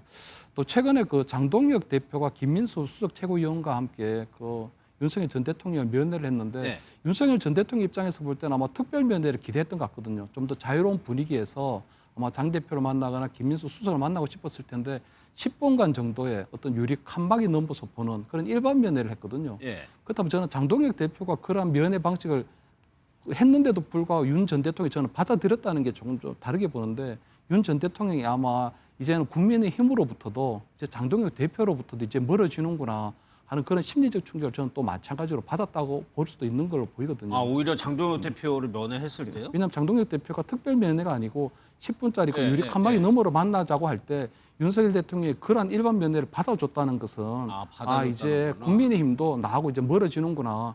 장동혁 대표도 언제까지 윤 의견을 하진 않겠구나 하는 그런 것들을 저는 받았다고 생각을 하거든요. 그렇다면 오늘 뭐 내란 재판에 나온 부분도 그렇고 이제 윤 전 대통령도 이제 스스로 홀로서기 이제 법률적인 투쟁, 정치 투쟁을 가야 된다 하는 그런 부분들이 있어서 저는 아마 그런 것들도 여러 가지 아마 심리적으로 영향을 미치고 있지 않을까 저는 이렇게 보입니다. 예. 아니 뭐 그 2월 저희가 이제 영상을 2개 해가지고 번갈아서 보여드렸는데 그때하고 차이점은 이제 현직이었을 때죠. 3월 5일은 현직이었을 때고 9월 26일은 이제 탄핵이 됐을 때입니다. 근데 현직이었을 때 어떤 의혹들이 나왔냐면 특혜 의혹들이 나왔었거든요. 실질적으로 구치소 수감 생활을 한 게 맞냐라는 의혹들이 제기됐을 때니까 저렇게 또 얘기했을 수도 있을 것 같고요. 그렇죠. 근데 그렇다 하더라도 저는 그렇게 생각합니다. 뭐 특혜를 많이 받았다. 그리고 그 당시에 특별 면회나 변호인 접견을 뭐 수백 차례 하면서 그 당시 한여름 때 특히 그런 보도가 많이 나왔었는데요. 예. 그 구치소 방이 아니라 그 면회실, 그 특별 면회실은 아무래도 뭐 에어컨이나 이런 것들이 잘 나와 있기 때문에 그런 면에서 좀 특혜를 받았다라는 얘기를 했습니다만 저는 그렇다 하더라도 아무리 그 환경이 좋다 하더라도 결국 구치소는 구치소거든요. 그렇기 때문에 구치소 안에서 있었던 생활 자체가 뭐 그분에게는 스트레스가 될 수 있죠. 그러니까 저는 아까 뭐 다양한 뭐 규칙적인 식사나 뭐 이런 것들을 말씀드렸습니다만 결국 만병의 근원은 또 스트레스이기 때문에 예. 이 재판으로 인한 스트레스가 건강에 영향을 줬을 수는 있습니다. 다만 제가 아까 말씀드린 것처럼 그거는 나는 지금 재판받고 있고 탄핵을 당했기 때문에 스트레스 받아서 지금 나가야 된다, 보석을 돼야 된다 이렇게 주장하는 거는 설득력이 없고 결국 그거에 대한 판단은 아까 앵커께서 말씀하신 것처럼 의사가 판단을 해줄 문제라고 저는 생각합니다. 알겠습니다. 이런 상황에서 추경호 의원이 오늘 내란 특검에 출석해서 조사를 받았습니다. 여기에 국민의힘은 저항을 했고요. 영상으로 좀 확인하겠습니다. 무도한 정치 탄압에 굴하지 않고 당당히 맞서겠습니다. 만약 대통령과 공모하여 표결을 방해하려 했다면 계속 당사에서 머물지 왜 국회로 의총 장소를 바꾸고 국회로 이동했겠습니까? 당당하게 특검에 임하겠습니다.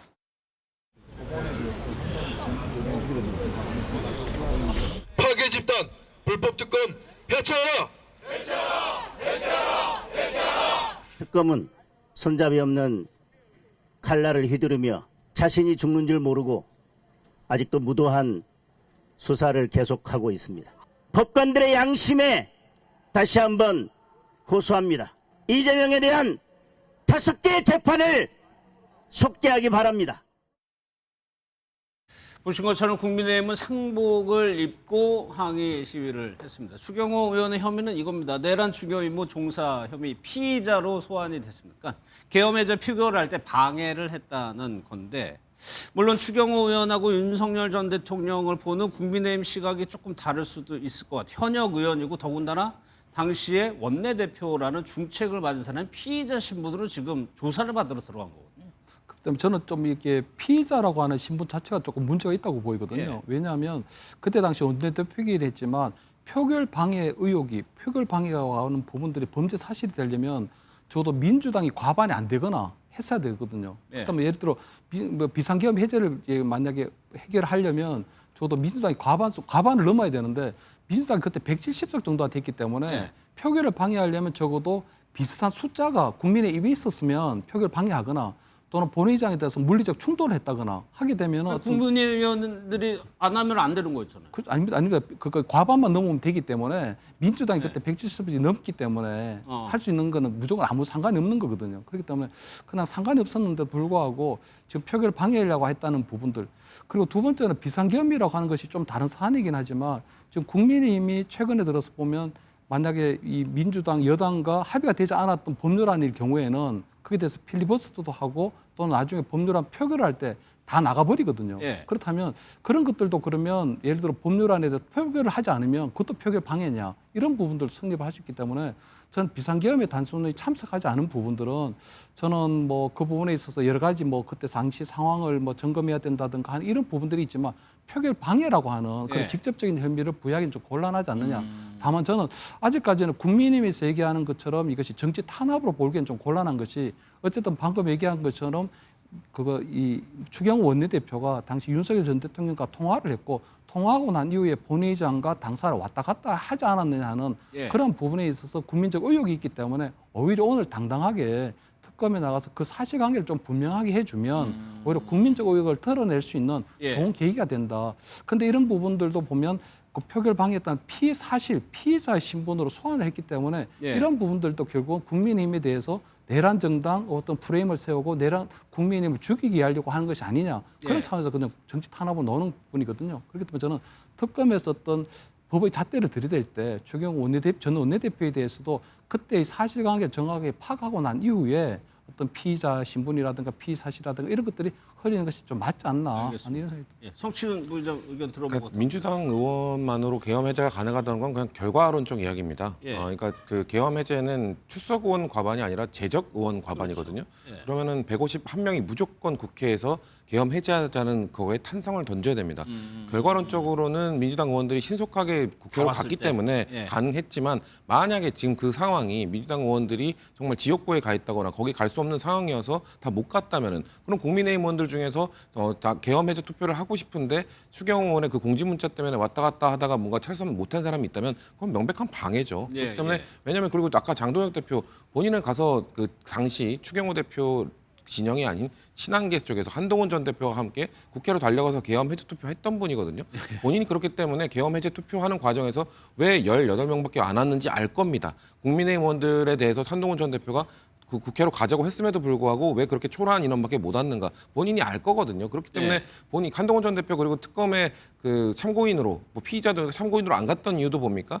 본인이 그런 당 대표로서 계엄 해제 투표에 이런 지시를 했는데 18명밖에 못 간 이유에 대해서 설명을 하려면 추경호 원내대표의 문자가 결정적이었다고 증언을 할 수밖에 없거든요. 예. 그게 부담스러우니까 사실 한동훈 전 대표도 저는 출석을 안 한 거라고 보거든요. 그리고 결정적으로 그 계엄 해제 회의를 열었던 우원식 국회의장이 이 그 계엄 해제 투표를 하기 전에는 사실 여야 원내대표에게 연락을 해야 됩니다. 그래서 여야 대표 모두에게 연락했을 때 추경호 원내대표가 계속 조금 시간을 더 달라, 계속 시간을 더 달라고 해서 연기를 시키려고 했다는 게 증언에 의해서 나왔고요. 반대로 그 우원식 그 국회의장을 향해서 여당 쪽에서는 빨리 투표하라. 지금 계엄군 문 부수고 들어오기 직전이다. 그리고 문 부수고 들어온 다음에도 사실 들어온 다음에도 아직 회의를 시작하지 못했던 게 동시 영상을 우리는 다 봤거든요. 예. 우원식 국회의장은 절차를 지켜야 된다라는 걸 중요하면서도 여당의 압박 속에서도 야당 원내대표도 계속 연락을 했습니다만 야당 원내대표는 계속 연기해달라 이 얘기를 했던 게 추경호 원내대표이기 때문에 이런 정황적 증거로 봤을 때 따져볼 거 다 따져봐야죠. 이게 정말 그냥 들어가고자 했으나 장사에 모였다가 들어가고자 했으나 물리적 저지 때문에 못 간 것인지 그래도 좀 우왕좌왕하면서 정말 어쩔 수 없이 못 들어가게 그 투표 행위를 막은 것인지에 대해서는 저는 법적으로 충분히 따져볼 만한 문제라고 생각합니다. 알겠습니다. 어제요 김건희 여사 5차 공판에서 이제 측근이죠 유경옥 전 행정관이 안 나왔다고 전해드렸는데 지금 언론에서는 잠적이라고 표현을 하고 있습니다. 이것이 잠적이라는 건 연락이 안 된다고 할 때 쓰는 표현이거든요. 그러면 지금 유경옥 전 행정관이 그동안에 저기 하다가 갑자기 연락을 끊은 거는 지금 재판이 김 여사한테 좀 불리하게 좀 흘러가고 있어요. 건진법사도 그렇고 진술들이 다 바뀌고 있어요. 여기에 대한 좀 딜레마가 있을까요? 그래서 제가 볼 때는 아마 건진법사 전성배 씨의 새로운 진술이 나왔기 때문에 굉장히 불리한 증거거든요. 아마 그런 부분들은 아마 그때 뭐 반클리프 목걸이나 이런 부분들이 유경옥 행정관을 통해서 김건희 여사에게 전달됐다는 구체적인 진술을 하고 있기 때문에 네. 아마 유경옥 행정관 같은 경우에는 재판에 나왔을 때 사실을 그대로 인정하게 되면 김건희 여사에게는 굉장히 절대적으로 불리한 증거가 될 수 있는 부분이거든요. 그렇다고 만약에 사실이 아니라고 해서 다른 이야기를 하게 되면 나중에 본인이 재판장에서 한 진술이기 때문에 위증죄의 처벌을 받을 수 있는 부분이 있거든요. 그렇기 때문에 아마 본인의 입장에서 볼 때는 지금 당장 위증죄의 처벌을 받으면서까지 김건희 여사를 보호할 것인지 아니면 김건희 여사하고 이제는 관계를 정산할 것인지 이런 부분에 있어 아마 딜레마가 있기 때문에 지금 당장 어떠한 스탠스도 취할 수가 없어서 일단은 조금 세간의 관심을 벗어나려고 하는 것이 아닌가 보이는데 예. 다만 저는 재판하고는 관계없이 특검에서 지금 새로운 진술이 나왔고 굉장히 유의미한 진술이 나왔다면 유경옥 이 행정관에 대한 좀 소환 조사를 빨리 해야 될 필요가 있다고 보이거든요. 신병 확보요? 그렇죠. 신병 확보를 빨리 하고 새로운 진술에 대해서 그 부분이 맞는지에 대한 사실관계를 파악을 하고 난 이후에 재판으로 넘어가도 상관이 없는 부분이기 때문에 예. 재판 날짜에 증인으로 소환할 문제가 아니라 저는 지금 전성배 씨의 새로운 진술들이 나왔기 때문에 거기에 대해서 유경옥 행정관을 조금 긴급 체포내에서 소환을 해서 그 사실관계를 좀 따져볼 필요가 있지 않나 하는 예. 생각이 먼저 듭니다. 그거는 어떻게 생각하세요? 송치부제 신병 확보를 지금 해야 된다고 보세요? 아니면은 그 혐의가 또 있어야 할 텐데. 해야죠. 왜냐면은 그 지금 그 직원의 증언들이 계속 나오고 있잖아요. 직원이 뭐라고 했냐면은 유경옥 전 행정관이 와가지고 그 교환하기 위한 샤넬 그걸 저거. 네. 샤넬 그걸 찍고 그리고 계속해서 뭐 영부인이란 단어, 교환이란 단어 이런 것들을 꺼냈다. 그렇기 때문에 영부인이라는 거를 인지하고 있었다라고 증언했거든요. 예. 이거에 대해서 김건희 여사 측 변호인들이 뭐라고 했냐면은 직원이 정치적 이념 때문에 그렇게 얘기하는 거다 이렇게 반박을 그렇죠. 했어요. 그러니까 예. 마치 민주당 지지자기 때문에 진보 진영 지지자기 때문에 억지로 저렇게 이야기를 하고 있다고 말을 했습니다만 결국 유경옥 전 행정관 불러서 물어보면 되는 것이거든요. 말씀하신 것처럼 유경옥 전 행정관이 거짓말을 하면서 김건희 여사를 보호하려고 할 것인지 아니면은 지금 그 매장 직원이 갑자기 매장 직원이 그런 뭐 허무맹랑한 이야기를 꾸며내서 말할 이유가 하나도 없는 상황이거든요. 이득이 크게 없어 보이죠. 그렇죠. 그리고 사실 이런 직원들 이런 물건을 살 때 그래도 영부인과 관련된 물건인데 조심스럽게 밝히지 않고 샀겠지라고 일반적으로 생각을 하잖아요. 근데 또 떠올려 보면 김건희 여사가 그 사업가로부터 받았다고 하는 그 시계를 사러 갔을 때도 그 사람이 결국 이거 영부인 줄 거다라면서 그 할인을 받았다고 또 밝혀지지 않았습니까? 김건희 여사에게 이 뇌물을 갖다 바친 걸로 지금 밝혀지고 있는 의혹을 받고 있는 사람들은 다 김건희 여사와 관련돼 있다는 거를 그렇게 뭐 주저하지 않았어요. 표현하는 것을. 예. 그렇기 때문에 저는 유경욱 전 행정관이 이 사람의 그 매장 직원의 증언이 사실인지 아닌지에 대해서 명확하게 밝힐 필요가 있다고 생각합니다. 그 사람의 입장 자체가 김건희 여사의 이 혐의와 관련된 좀 결정적 증거가 될 수 있다고 보기 때문에 잠적하고 피하는 것 자체가 어떻게 보면은 본인은 가서 할 말이 없다라는 걸 저는 증빙하는 것이 아닌가라고 보여지기 때문에 신병 확보를 통해서 빠르게 증언 확보를 하는 것이 좀 필요하다고 생각합니다. 예. 그러니까 김 여사가 당시에 뭐 선물을 받을 때 뭐 또 경복궁이나 이런 데 갔을 때 왜 그랬을까 그게 궁금해서 이제 부르는 건데 이제 국회에서는요 뭐 이런 의혹까지 제기가 됐다고 합니다. 뭐 사실이 아니라고 밝혀졌다고 하는데 다른 궁에 있는 어자에도 앉았던 거 아니냐 이런 의혹도 나왔다고 하는데 영상을 한번 좀 보겠습니다.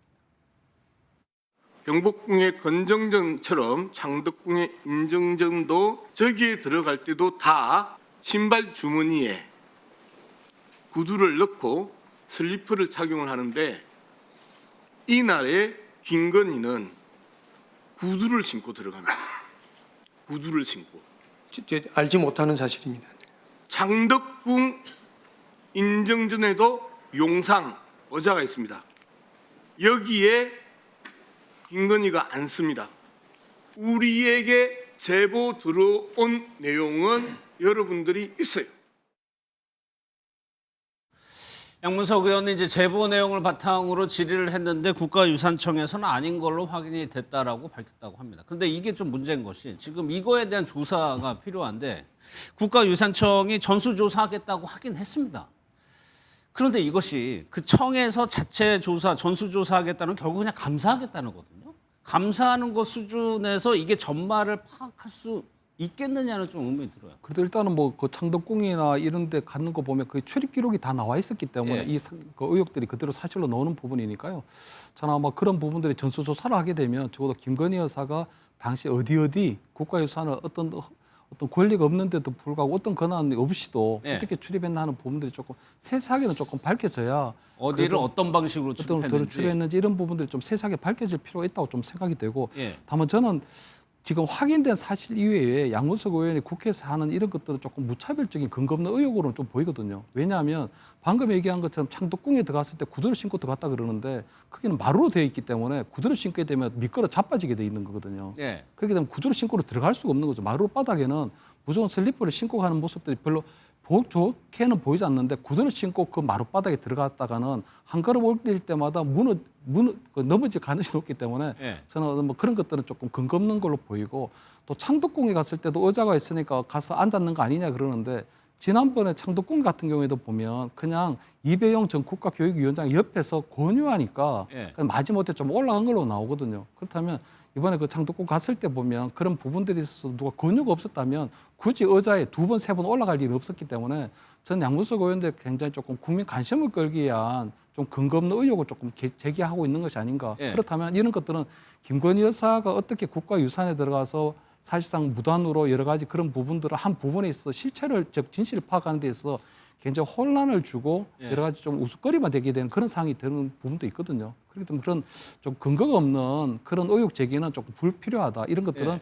오히려 김건희 여사의 어떤 실제적 진실을 파악하는 데는 오히려 도움이 되지 못한다. 그런 말을 좀 지적하고 싶습니다. 근데 유산청이 감사를 한다는 건 결국에 자기네들 잘못을 어느 정도 인정을 하고 해야 되거든요. 이걸 출입한 거에 대해서 유산청이 잘못을 피해갈 수는 없어요. 그런 기관에서 하는 자체 감사가 어느 정도나 조금 진실하게 나올 것이냐. 믿음을 좀 의심스러워. 믿음을 주기 어렵겠죠. 그렇기 때문에 저는 자체 감사만으로는 모든 의혹을 밝혀내기 어려울 것이다라고 생각합니다. 왜냐하면 지금 김건희 여사가 뭐 종묘 신실 관람, 뭐 경복궁 어자 착석 되게 많은 곳을 드나들었는데 기록이 남아 있는 곳도 있습니다만 기록 없이 들어간 곳도 있다고 지금 밝혀지고 있거든요. 그러니까 기록을 남기지 않고 그러면 기록을 남기지 않은 것 자체도 저는 그건 담당 직원의 처벌 가능성이 있다고 보거든요. 그리고 기록을 남겼다 하더라도 출입이 안 되는 곳에 김건희 김건희 여사를 출입시킨 것 자체도 처벌 대상이 될 수 있기 절차 때문에 없이 출입하게 한 건 문제가 그렇죠. 됐죠. 그렇기 때문에 저는 문화유산청 안에 상당히 많은 직원들이 이 책임을 지게 될 가능성이 있기 때문에 말씀하신 것처럼 자체 감사를 하게 될 경우 축소시킬 수밖에 없을 것이다. 왜냐하면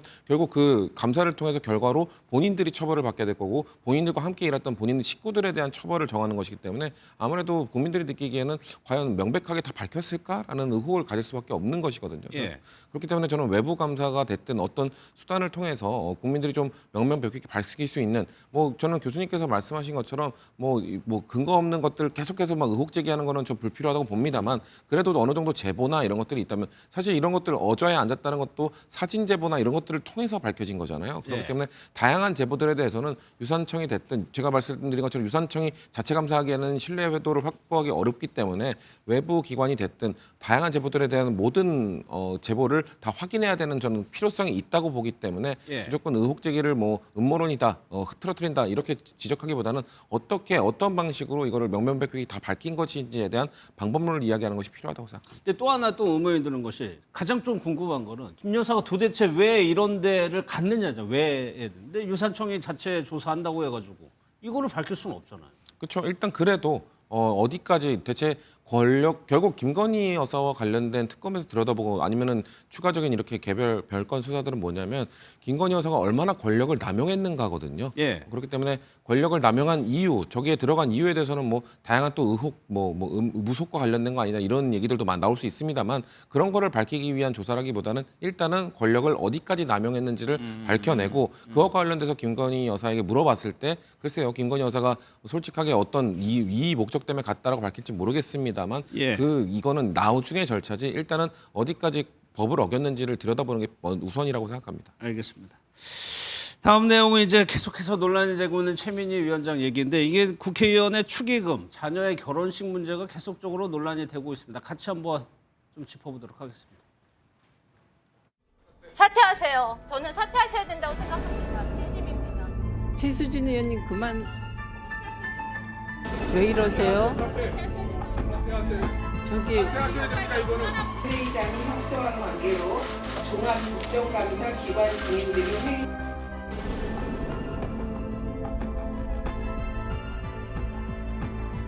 국민적인 지금 지탄을 받고 있는 거고요. 그런데도 반성이 없고 여전히 자신이 잘했다는 식의 강변을 하고 있습니다. 위원장의 자리는 국정감사를 엄중하고 공평하고 형평성 있게 이끌어 나가야 될 자리입니다. 그런데 위원장님이 이 부분에 대해서 개인적인 사칭을 의혹으로 인해서 그 위상과 역량이 흔들려 버렸어요. 이 문제 제기에 대해서도 제가 국감 말미에 자료를 다 공개하겠습니다.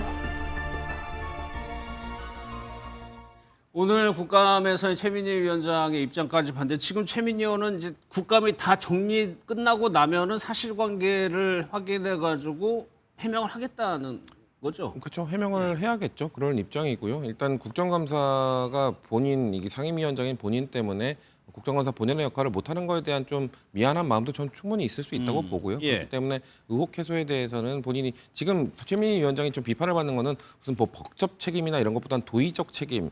상임위원장으로서 국감기간에 딸의 결혼식을 하는 게 맞느냐 뭐 이런 것들이기 때문에 도의적 책임에 대해서는 저는 좀 지난 이후에 밝히는 것도 좀 필요하다고 생각합니다. 예. 다만 이거를 처음부터 좀 해명을 저는 양자역학 뭐 이런 이야기를 하면서 해명했던 것이 아무래도 좀 의혹이나 이런 좀 불평들 불신들을 키웠다고 보거든요. 예. 처음부터 좀 이런 부분에 대해서는 뭐 얼마든지 의혹 제기일 수 있다고 생각한다. 국감의 본연의 목적을 위해서는 국감 끝난 이후에 내가 도의적으로 이거 책임지기 위해서 명명백백히 한번 밝혀보겠다. 그리고 나서 국민의 판단을 받겠다. 이런 식으로 처음부터 말씀하셨다면 좋지 않았을까라는 말씀 좀 아쉬움이 있고요. 예. 지금 오늘 따님이 처음으로 직접 글을 SNS에 올리신 걸로 알고 있습니다.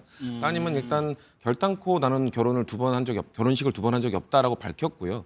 근데 결혼식을 두 번 한 적이 없다는 그 의혹이 처음 나온 이유 자체가 SNS에 작년에 네. 결혼을 했다라는 표시를 했고 결혼식은 오래 했기 때문에 지금 의혹이 있었던 건데 네. 그거에 대해서는 일단 좀 추가적인 뭐 설명을 할 필요는 있다고 생각합니다. 아, 결혼식을 두 번 한 적은 없다라고 밝혔고 본인이 그리고 이 국회 그 사랑제 신청을 하는 것도 본인이 최민희 의원실이 아닌 다른 의원실에 공개 채용을 통해서 지원서와 합격서를 받았고 그 자료들이 다 남아 있고 예. 그 직원으로 들어간 다음에 본인이 신청했다라고 얘기를 하고 있거든요. 예. 전 그것도 추가 자료를 좀 제공을 해야 된다고 생각합니다. 왜냐면은 지금 최민희 의원실에서 이거를 신청했다라는 의혹이 있는 상황이거든요. 예. 그렇기 때문에 일단 따님이 본인의 결정에서 했다고 하고 있는 상황이기 때문에 뭐 본인의 이런 어머니의 이런 의혹을 좀 밝혀주기 위한다면 자료까지 좀 제공하면서 추가적으로 최민희 위원장은 지금 국정감사를 해야 되는 상황이니까 예. 지금 따님께서 좀 이왕 글을 올리신 마당에 그러면 좀 추가적으로 자료까지 제공하면서 의혹 해소를 위해서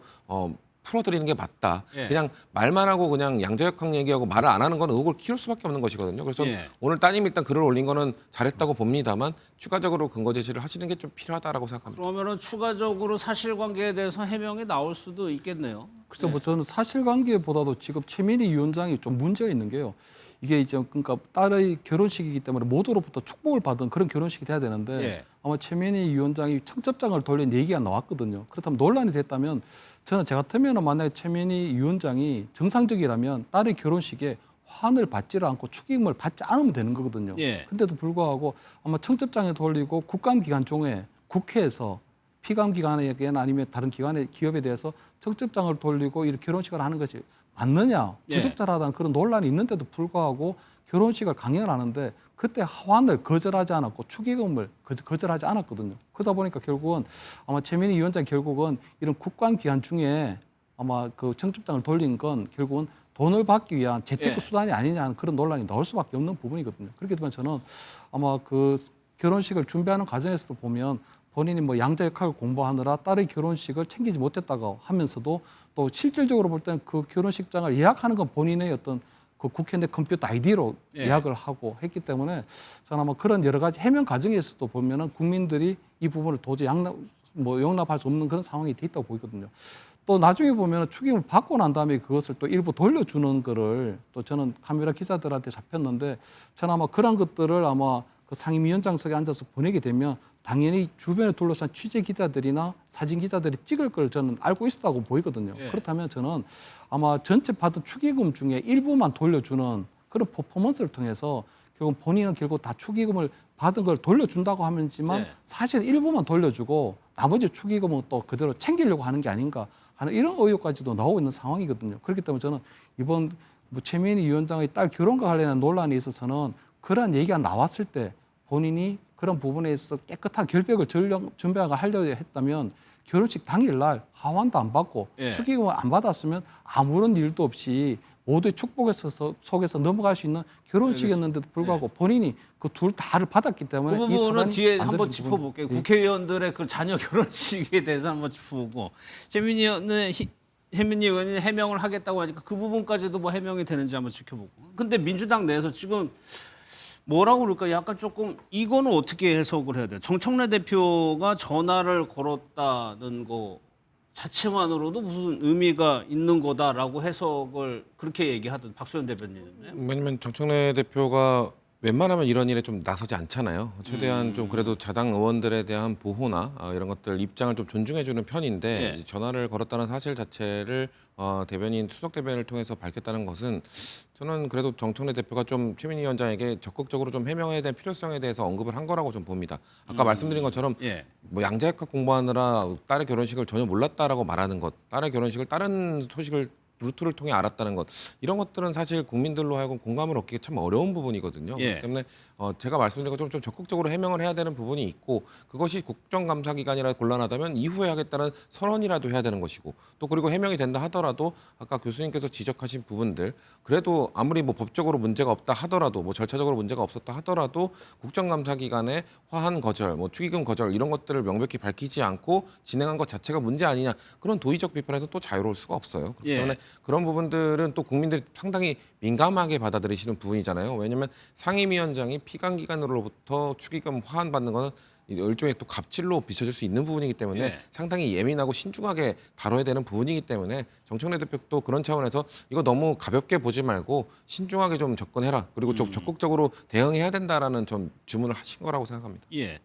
또 한 명이 있습니다. 국민의힘 김성교 의원도 국정감사 기간 중에 아들 결혼식을 올렸다는 거예요. 그런데 참 이런 일이 잊을만 하면 나오는데 사실 그거부터 좀 김 교수님 설명해 주시면 좋겠어요. 국회의원하고 상임위 피감 기관의 관계가 뭐랄까 완벽한 갑을 관계라고 할까요? 그렇습니다. 어쩔 수가 없는 관계잖아요. 피감 기관 입장에서는. 뭐 이 갑을 관계도 있고요. 을이 아니로 병, 정 관계도 있고 이렇거든요. 예. 그러니까 갑을 관계뿐만 아니라 그래야 되는데 아무래도 이제 뭐 국감 기간 중에 아니면 보통 같은 경우에도 국회의원들이 아마 자녀 결혼식을 한다거나 어떤 부모 상을 당하게 되면 예. 아마 그 부분에서 피감 기관이라든가 아니면 이해 관계가 있는 분들이 절대로 외면하기가 굉장히 좀 곤란한 부분이 있거든요. 알게 되면. 그렇습니다. 그렇기 예. 때문에 아마 과거에도 보면 뭐 광역단체장들이나 아니면 국회의원 분들 중에서도 보면 자녀 결혼식이라든가 어떤 부모 상을 전혀 외부에 알리지 않고 조용하게 치르는 경우가 되게 많았거든요. 예. 근데도 불구하고 아마 이런 부분들은 보면 결국 국회의원들이 보면 아무래도 그런 부분들에서 있어 그 일단 축의금이라든가 아니면 뭐 우리 뭐 이 부의금이나 이런 부분들이 결국 무시할 수 없는 금액이 들어오는 부분들이 있거든요. 예를 들어 저번에 김민석 그 총리 어떤 인사청문회 때도 보면 본인이 정치 야인인데도 불구하고 그때 한 1억 5천, 1억 6천 정도의 경조사비가 들어와서 그 돈을 가지고 본인이 벌금을 대신했다. 예. 이런 정도면 현직 의원 같은 경우에는 그냥 아무것도 아닌 그냥 정치 야인의 신분이 김민석 총리가 한 1억 5천 정도 들어온다 그러면 국회의원도 거의 한 4 곱하기 4 정도는 해야 되거든요. 그렇다면 거의 수억 원대 정도의 축의금이나 부의금이 들어온다고 한다면 예. 도저히 그런 부분들을 어떤 외면하기 좀 힘들지 않을까. 예. 그러면서 그런 여러 가지 어떤 속물적인 그런 것들이 생기지 않았을까 하는 이런 생각이 들거든요. 그렇기 때문에 저는 아마 국회의원들이 경조사를 치르는 데 있어서 이걸 막을 수 있는 방법은 없지만 예. 그렇다면 이 부분에 있어서는 그럼 어떻게 그러면 이 국회의원들이 가지고 있는 무형의 특권과도 마찬가지인데 예. 이 부분들을 조금 통제할 수 있느냐 이런 부분들도 저는 이제 국회 개혁 차원에서 조금 논의가 되어야지 않느냐. 국회의원들은 계속적으로 사법 개혁을 얘기하고 검찰 개혁을 얘기하고 있는데 정작 본인들에 대한 어떤 국회 개혁은 전혀 이루어지지 않고 있는 부분들이 있거든요. 예. 그렇기 때문에 그런 부분들도 저는 좀 더 이제 구체적인 논의들이 좀 진전이 돼야 되지 않을까 저는 이렇게 봅니다. 예. 최민희 의원에 가려가지고 뭐 많이 알려지진 않았는데 국민의힘 김성교 의원 같은 경우는 아들 결혼식에 이제 피감기관 명의의 화환이 확인이 돼가지고 건의기에 신고가 접수됐다는 내용입니다. 그러면 이것이 법으로 규정을 할 수 있느냐? 문제는 뭐냐면 법을 만드는 사람들이 국회의원들이고. 그렇죠. 본인들에게 이게 이익이 된다고 판단하면은 법을 예. 굳이 바꾸려고 하지 않겠죠. 지금 김성교 의원 아들 결혼식 사례에서 보듯이 이건 사실 여야 의원들 모두가 하고 있는 뭐 관례 같은 것들이었거든요. 저는 이런 것들을 좀 법으로 이 사회적 분위기가 이렇게 좀 고조됐을 때 밀어붙여야 된다고 생각합니다. 이런 것들을 막고 대신에 국회의원들이 이게 문제가 되는 이유가 예. 국회의원들 후원 제도가 있잖아요. 근데 후원 제도는 공개가 되는데 이건 비공개잖아요. 비공개이기 때문에 금액의 한도도 그렇죠. 없고 금액 공개되지 않기 때문에 부담 없이 뭔가 줄 수 있고 이것이 지금 오히려. 그래서 악용되는 거거든요. 저는 그래서 국회의원의 후원 한도를 높이고 대신 투명성을 높이는 쪽으로 이런 문제를 해결해야 되는 게 아닌가. 예를 들면 미국 같은 경우는 이 정치인들의 후원금 한도가 없거든요.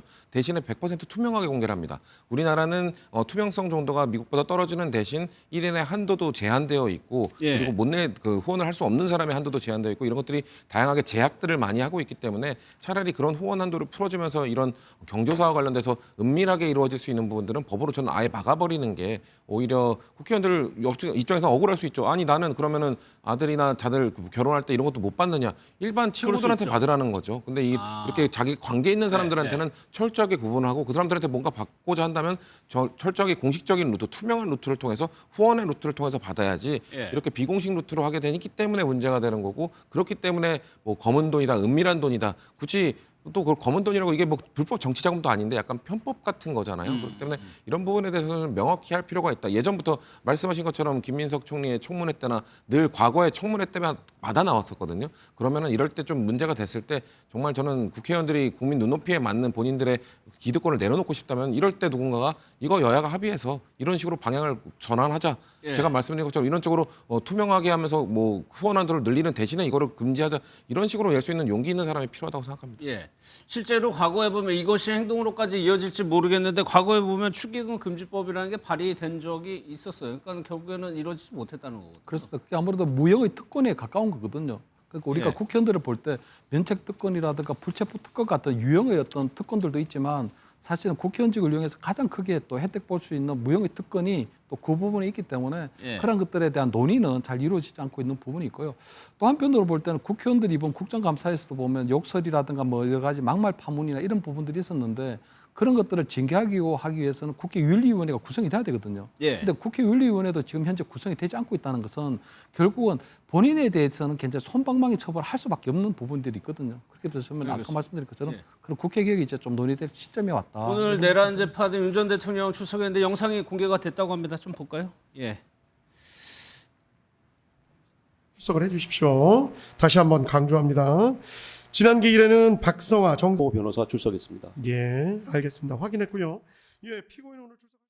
현재까지 들어온 영상을 보면 아주 짤막하게 들어왔고 겉모습으로 보면 저희가 앞서 전해드린 것처럼 약간 더 흰머리가 늘고 살은 더 수척해진 것 같기도 하지만은 무언가에 대해서 대답을 하는 것 같은 모습도 보입니다. 일단 저희가 예상한 것처럼 좀 더 적극적으로 오늘 재판에 임하는 것 같아요. 일단 외형적으로 볼 때 굉장히 조금 건강해 보이시는 모습 같고요. 예. 뭐 오늘 재판에서 굉장히 조금 긴장감을 갖고 좀 단단히 마음의 준비를 하고 온 것처럼은 보이거든요. 그렇기 때문에 아까 말씀드린 것처럼 곽종근 전 특수전 사령관에 대해서는 아마 본인들이 계속 인원, 의원, 요원 어떤 진술들이 오락가락한 부분에 있어서는 아마 집중적으로 그 부분을 아마 좀 질의하고 예. 아마 탄핵하려고 할 가능성이 좀 있지 않을까 이렇게 보입니다. 예. 그래가지고 이제 이게 순차적으로 공개가 되는 거여가지고 뭐 정확하게 아직까지 어떤 내용을 질의하고 실제로 질의에 나섰는지 여부도 아직까지는 좀 전해지는 게 없는 것 같습니다. 이 모습은 이제 오늘 내란 재판에 처음 재구속 이후에 처음 출석한 윤 전 대통령의 모습까지 저희가 봤습니다.